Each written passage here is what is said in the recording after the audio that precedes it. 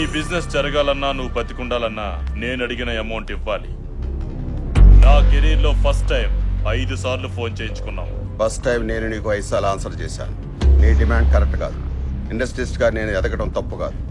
పెట్టే.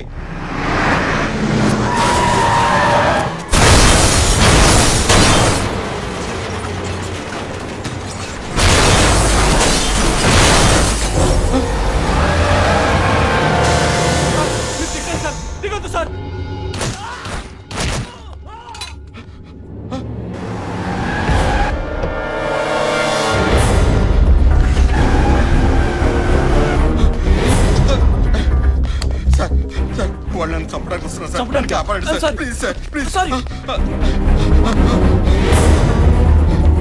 Sir sir sir నన్ను కాపాడండి సార్. వాళ్ళని చంపడానికి వస్తున్నారు సార్.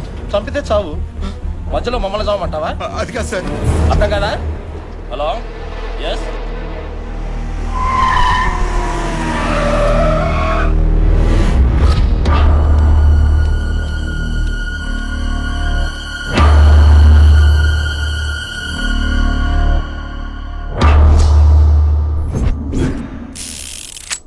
ప్రాణానికి విలువ లేని ఈ లోకంలో బతకడం కంటే చావటం మేలు. చంపే.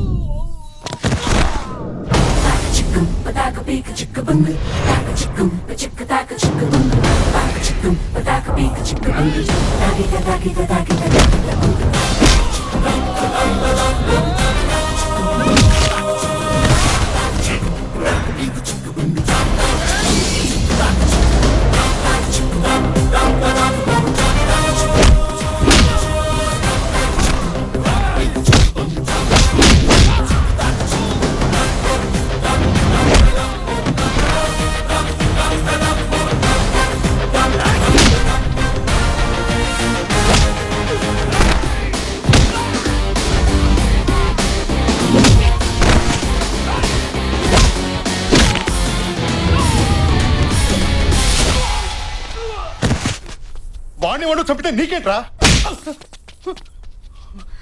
చంపడమా? చంపడం ఏంట్రా?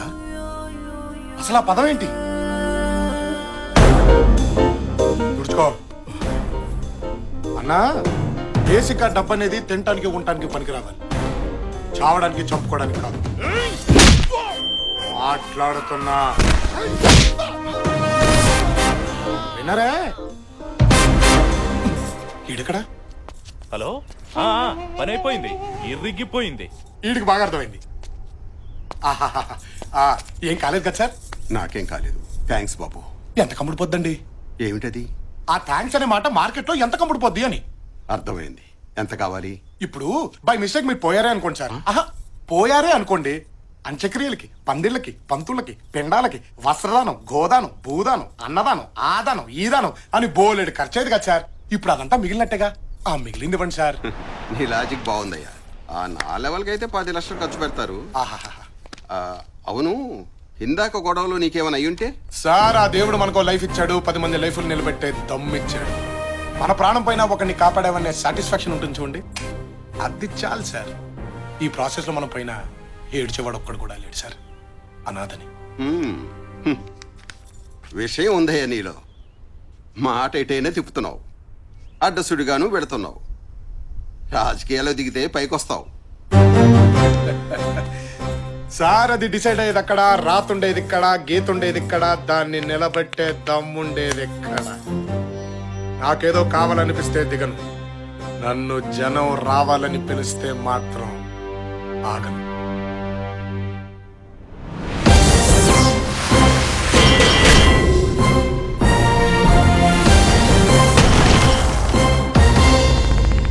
పార్టీయా?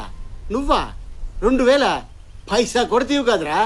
ఏం లేదురా, మినిమం బ్యాంక్ బ్యాలెన్స్ 50 లక్షలు దాటితే గానీ లవ్ లో దిగకూడదు అనుకున్నా. ఓహో, 60 లక్షలు అయితే గానీ పెళ్లి చేసుకోవద్దు అనుకున్నా.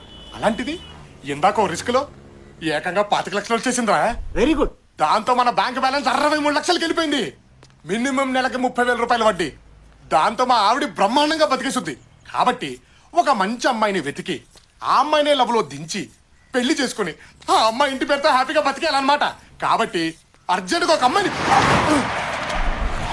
అమ్మని 63 లక్షలు ఓనర్నే గుద్దేస్తావరా? నీ డిక్కీకి ఇక బొక్కెరా. నువ్వు అయిపోయావు.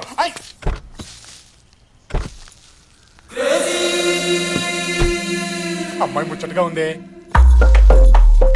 అచ్చి బాబాయ్ వెళ్ళిపోతుంది.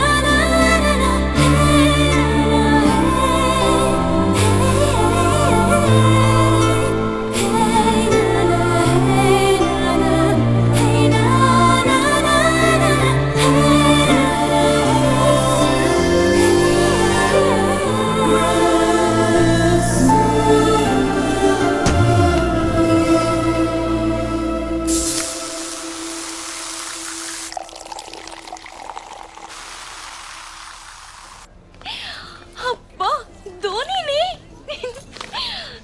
ఏమున్నాడే.